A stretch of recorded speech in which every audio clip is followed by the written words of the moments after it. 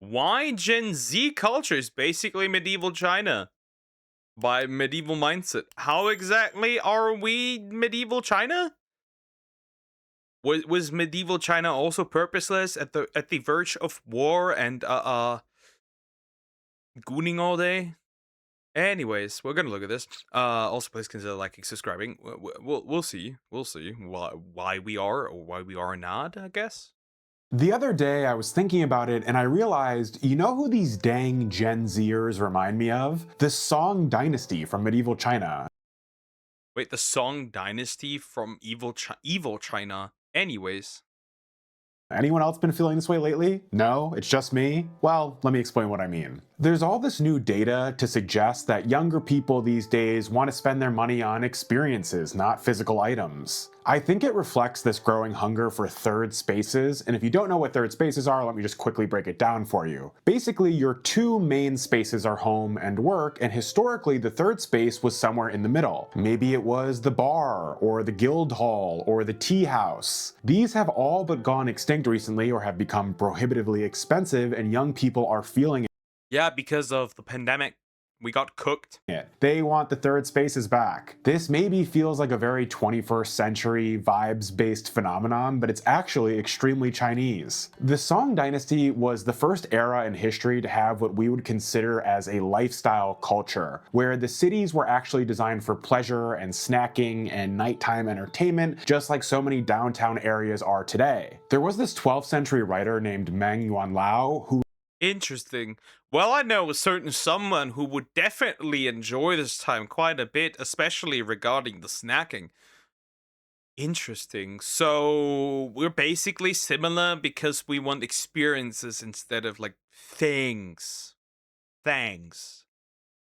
wrote this fascinating memoir called The Record of a Dream of Splendor at the Eastern Capital. It's one of these shocking works from the Middle Ages that I love reading because it seems like it was written by someone recently instead of someone 1,000 years ago. He writes this whole nostalgic reminiscence of the Song capital city, Kaifeng, and talks all about the 24-hour tea houses and the professional performers and storytellers and the specific vibes of the different districts. There's this one section where he talks about restaurant culture. I'll just quote the full thing here and you tell me if this sounds familiar. When the guests arrive, a single person holding chopsticks and a menu questions all of the seated guests. The men of the capital are extravagant and they demand 100 different things. Some hot, some cold, some warm, some regular, some extremely cold, and things like noodles laced with lean and fatty meat. Everyone orders something different. The waiter takes the orders and draws near a counter where he stands in line and recites the orders off from the start. I don't know, this to me literally sounds like a night out in 2026. I'm positive this isn't what you would picture in your head when you hear the word medieval. Also, just to give you a historical timeline here, this is basically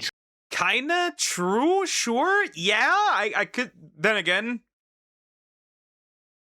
I live in my own backyard, so that kinda doesn't work for me. I don't know. I wouldn't know. I'm barely going out. But yeah, this is from 960 to 1279. That's pretty interesting. Not bad. I guess the Chinese knew what was good. China on the eve of the eventual Mongol invasion, and it's a time and a place where consumerism is starting to flourish and it's becoming a core identity for younger people. Bringing it back to Gen Z, I've noticed that there's this big obsession with what I would call curated living. I don't know, maybe I'm not describing it accurately, but it is super vibes based, like life is one big Pinterest board. Think of terms like cozy games or the aesthetics of going on a walk around the city with an iced matcha. It's this sort of return to the Song Dynasty Scott.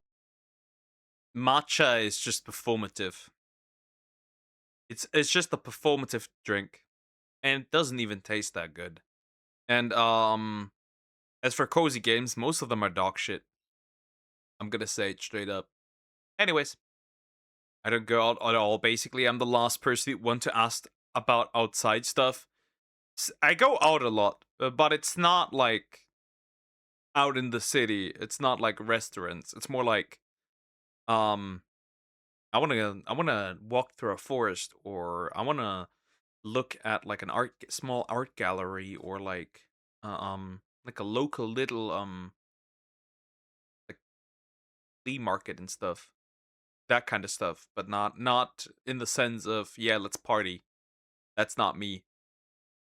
Gentleman urban ideal. Your status isn't just about money, although that'll obviously always be important. It's about your taste. Back then, it was about your taste in tea and incense and interior design. Now it's more so about your taste in underground music and niche TikTokers. The youth don't want to be told what's cool anymore by commercials and MTV with big corporations calling the shots. They want to create their own experiences. They want to get medieval Chinese again. Also, semi-relatedly, there's been a big surge in traditional Chinese medicine trends among Day one of being a Chinese baddie?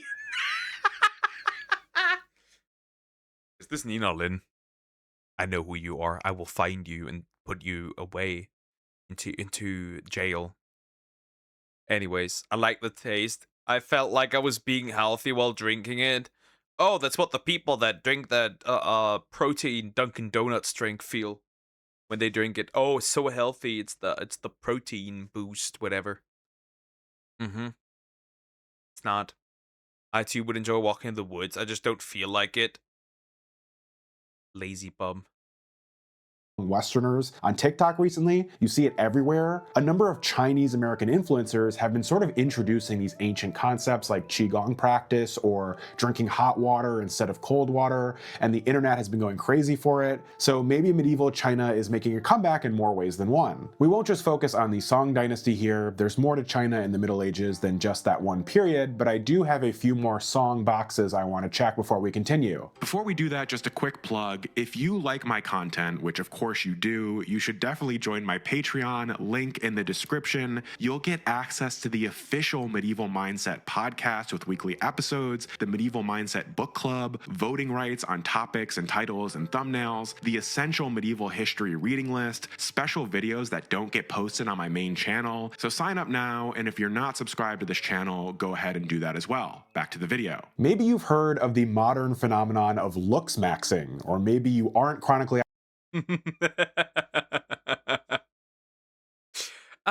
It follows me around now everywhere.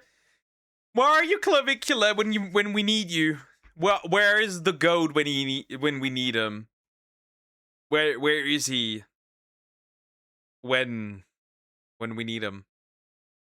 That's how I think you look, Duck. I have no idea whether that's a good thing or a bad thing, but knowing you and your history with white boys, it's probably a good thing.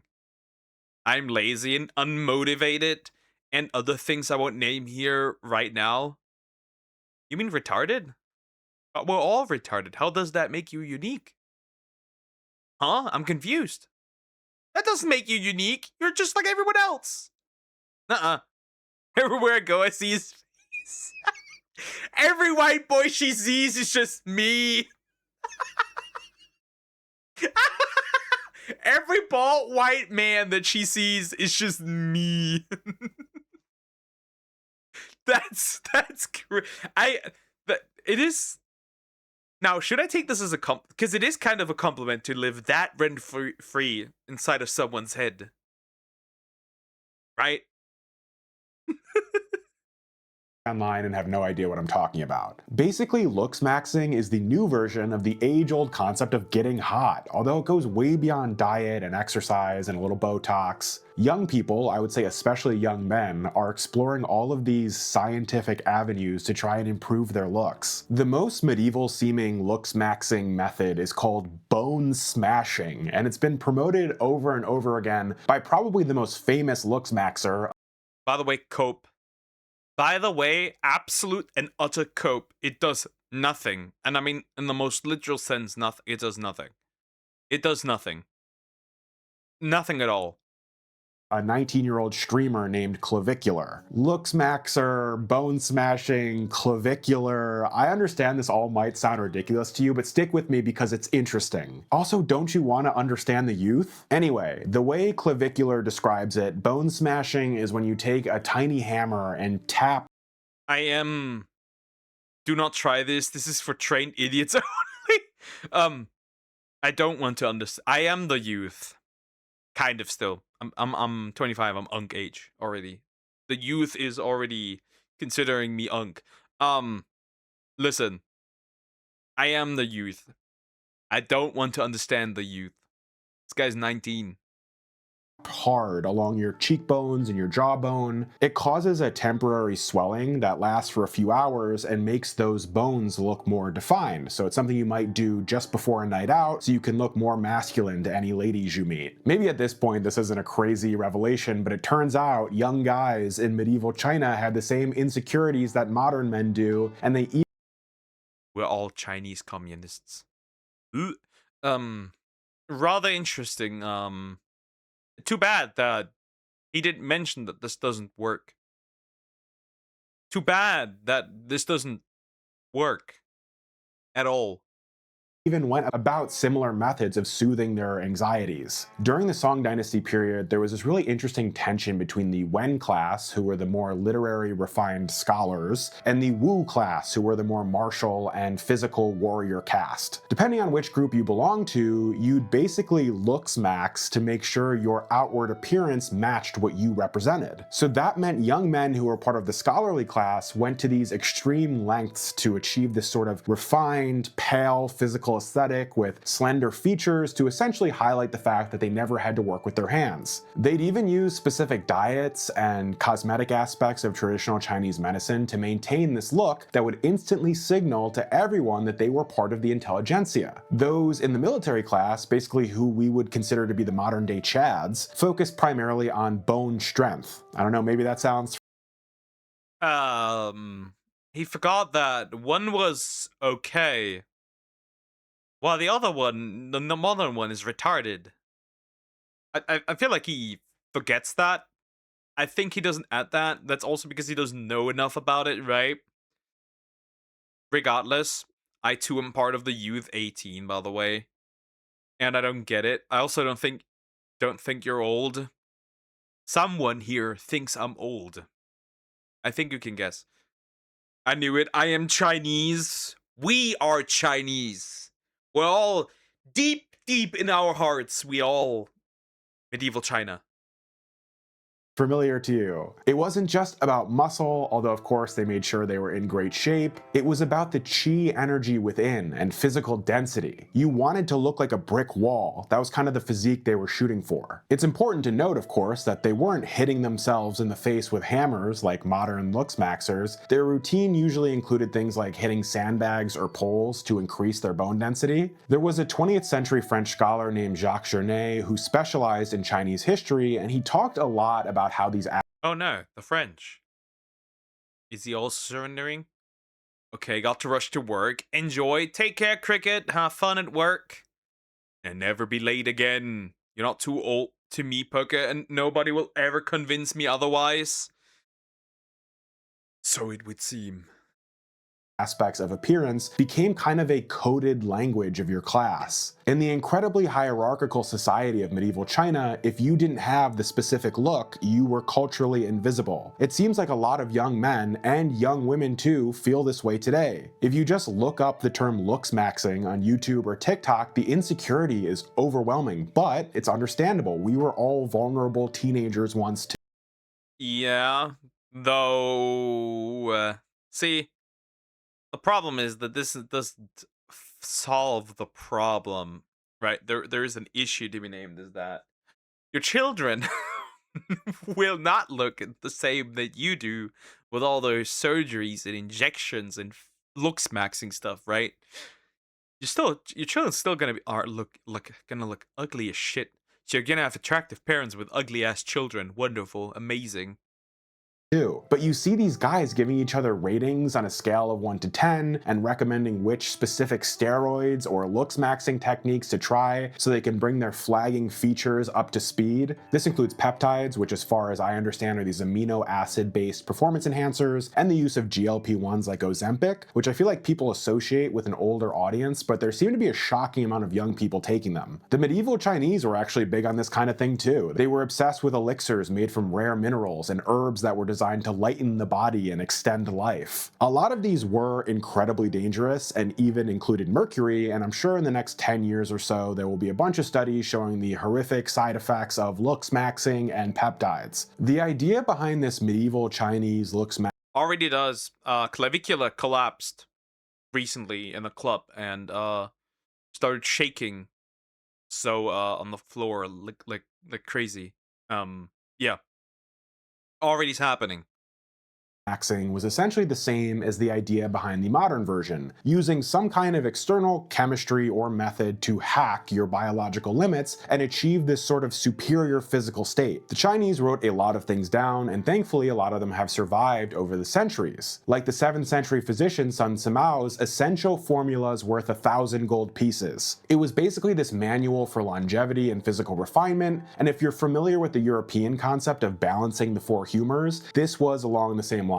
Samao describes the body as this chemical system that can be balanced or enhanced with specific substances. This idea went even further with the medieval Chinese concept of naidan, or internal alchemy, which taught that the body was composed of three main ingredients, qi, jing, and shen, that could be forged into a golden cinder if you were locked in enough on your physical discipline. Locked in is a good term to use here because this sounds just like the trend of locking in that has been popular with Gen Z for at least 5 years now. If you're not familiar, it just means cutting off outside distractions and focusing intently on some kind of personal goal. So maybe getting your side hustle off the ground or working out more regularly or whatever. It's become sort of a cult.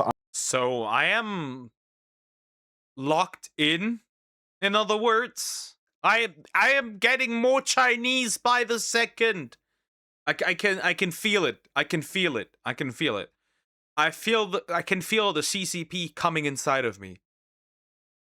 Online, especially among the gym community, and based on what you see from these fitness influencers, it's like your pump and your physique are proof of an internal moral victory, like a victory of the will over the laziness of your base body. A medieval Neidan practitioner literally thought the same exact way. They knew that their physical health and their outward radiance was proof that they had successfully cultivated their soul in a way that others couldn't or hadn't. Young people seem way more into fitness now than they did even 10 years ago. I'm not sure if that's a COVID thing, but I love to see it. There seems to be a lot of conversation around the idea that your body is the one status symbol you can't really buy. You can buy a Bugatti or a nice watch or whatever, but you can only achieve a truly amazing physique through countless hours in the gym, so it's really the most impressive thing you can have.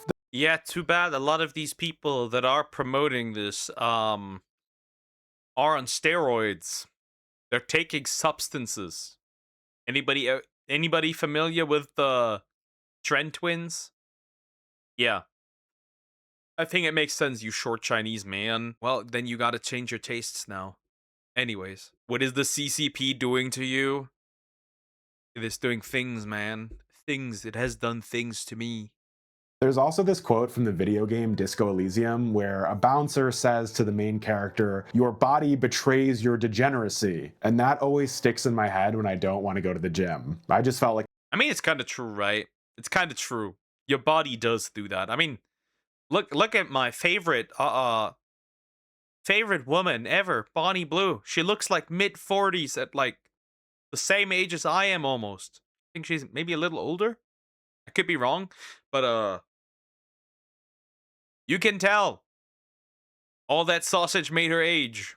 Anyways, including that, I like tossing random tidbits into these videos. Now, most of what I've been talking about so far has come from the Song Dynasty, which lasted for a few centuries right smack dab in the middle of what we would consider the Middle Ages. But the Middle Ages lasted almost 1,000 years, so what about the rest of medieval China? You know what? I'm really glad you asked that. First of all, the Middle Ages happened differently in China than they did in Europe. Basically, even though there are quite a few Song Dynasty parallels, Gen Z is actually in more of a late Ming phase. That's right, I said it. In the earlier Tang Dynasty, which lasted from 618 to 907 AD, your identity was defined by your clan or your rank in the military, basically how people's identities have been defined for most of human history. You were a cog in the great chain of being, and the same thing was true in medieval Europe. You existed within a feudal system put in place by the divine mover. By the late Ming period, which went all the way into the 17th century, there was this rise in individualism that started to run so deep that it turned into the same kind of identity crises and obsession with labels that we see among Gen Z today. You see, Chinese society had reached a level of complexity to such a point that so you are saying,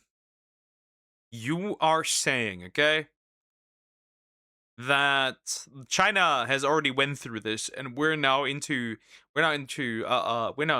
global homo phase. That's rather interesting. Wasn't it Rachel Zegler?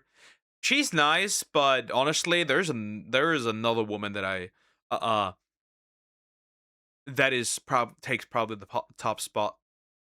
You know who it is. Yeah, yikes. Although unrelated, of course, women in their 40s do be bad as hell sometimes. You like milfs? Milfs, hags, or cougars? Well, I can't fault you for that. You enjoy things very much. I get it. People started to define themselves by their personal quirks and not their family or job. So instead of saying, I am a soldier, a late Ming youngin might say, I'm a connoisseur of rare incense who suffers from melancholy. In a similar way, you'd be hard pressed to meet a young person today who primarily identifies by their profession or their nationality. Find me a 22-year-old who introduces themselves as Garrett the American plumber, and I would genuinely Okay, the retard. Okay, I'm a VTuber. That's what I say. I'm a VTuber. Guilty as charged. I'm a VTuber. Poke the VTuber. Yeah, I don't know. I don't do the labels thingy at all. I'm like, I'm this and that, and that's it. I'm my name. That's it. genuinely be shocked. I'm sure Garrett will now show up in my comments to prove me wrong because that's how YouTube works. Instead, just like the Ming youth, young people now might identify as a neurodivergent creative with a hyperfixation on looks maxing. It's this obsession with self, and it can be dangerous because you stop viewing yourself as part of a wider community and start squeezing yourself into these ever smaller and more specific boxes. Remember when we watched the whole math video, and I said, and he said, society's actually not built of individuals, but relationships. And we're like a brick house, and the more bricks are doing their own thing, the more unstable the brick house becomes. Yeah, that's pretty much what he's saying here. It's in its core, it's pretty much the same thing. This like I'm doing me now. Whatever. The late Ming period was a kind of renaissance that ultimately failed. It was this explosion of individual expression and art and looks maxing and everything else, but it was cut short by the Manchu conquest in 1644. I honestly think we're going to see something similar with Gen Z in the coming years. They're in this period of extreme self-expression and pursuit of individual destiny right before a massive systemic reset comes. Maybe that's AI, maybe it's something else, only time will tell. Anyway, we just briefly stepped outside. Yeah, I'd love for the reset to be Fruit Love Island, right? I'd love for it to be the reset in society. Fruit Love Island. Because we definitely, most certainly needed that. Of the Middle Ages, so let's bring things back a few centuries for our next comparison. I want to go back to those Song Dynasty third spaces we talked about earlier. One of them was the Watsi, or the Pleasure Precinct, which sounds pretty good already. Basically, during the Song Dynasty, the government moved away from these strictly managed residential wards and allowed for the growth of pleasure precincts, or Watsi. If you've ever seen The Wire, this was kind of like the medieval Chinese equivalent of the Amsterdam experiment. The Watsi were these chaotic 24-hour zones where all the basic social rules were temporarily suspended, kind of like the medieval equivalent of the unregulated internet. Now, if you let a bunch of young men loose in an area with no rules, the first thing they'll be interested in is prostitution, but in the modern day, So they basically created medieval OnlyFans.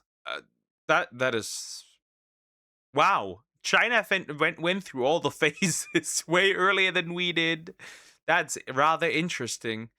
Yeah, that's basically they had their Chinese OnlyFans. already check that box with online adult content and gooning. After those urges are satisfied, literally the very next thing they want is to gamble. It's a tale as old as time, and it was a big problem in the Song Dynasty pleasure districts. So we got OnlyFans, and they had their own gacha games. Yeah, that's why I see now. That's why the Chinese are so into making gacha games. I'm starting to get it. I'm starting to understand this. I am slowly but certainly getting this. Rather interesting. And it's an even bigger problem now on private gambling Discord servers and even huge publicly accessible apps like DraftKings and BetDSI. I see so many young people now who are almost turning online gambling into a sort of career path. And guess what? They did the same thing back in the day too. You see all kinds of criticisms from these Song Dynasty officials like Sima Guang, who laments that young men are abandoning the plow and the book to chase the flip of the die. There's also this modern sociologist named Beverly Yuen Thompson, who writes great stuff about subcultures. And she's noted that fringe groups usually start to form when the mainstream promise of hard work equals success is broken. In the Song Dynasty, your ticket to Well, we do have that, right?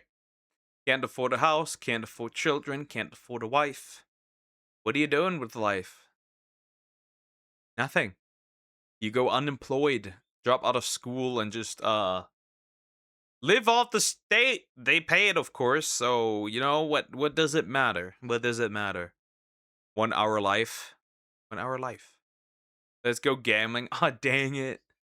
success was passing the imperial exam, but you could study 30 years just to fail an exam that only had a 1% pass rate. That's a bad bet. Young people now are seeing the same thing. Their parents bought houses and supported an entire family on a modest single income, and now they can barely afford their rent. In this kind of paradigm, why wouldn't you open up DraftKings and put everything you own on some ridiculous parlay? Why wouldn't you dump your whole portfolio into some meme coin in the hopes it'll take you to the moon? We might think of this younger generation of gambling addicts as just irresponsible kids whose frontal lobes aren't fully developed yet, and that's definitely part of it, but they're also making a desperate, calculated attempt to exit a system that has already failed them. Going back to the WotC, the pleasure precincts, the reason they never fully took over society is because you had to physically go to them. There was a spirit of anonymity, basically what happens in the WotC stays in the WotC, but you still had to go engage in these acts in a somewhat public place and deal with the internal shame of that. Now, with the internet, young people can indulge in all You can gamble and goon at home. You can gamble and goon at home. I can't afford jack shit. Besides gooning, of course. Control yourself, mortal. Control your primal urges. Gooning destroys the brain. Never goon. Regardless, it is kinda true. I guess it's kinda true. I think it's kinda true. But the problem is, right? Like, that doesn't go anywhere. It feels like everyone, right? We originally lived in a society of what do you call it? We lived in a society where you had to be a member of society, where you had to participate in society. You had to bring something to society, right? You had responsibilities. That's the word I was looking for, right? You had responsibilities, and now you don't, right? Men aren't doing their responsibilities, women aren't doing their responsibilities, and we live currently in a society that is in decay. We are currently in societal decay. That's the word I was looking for. No, I meant 1 hour left. Yeah, obviously. I could tell.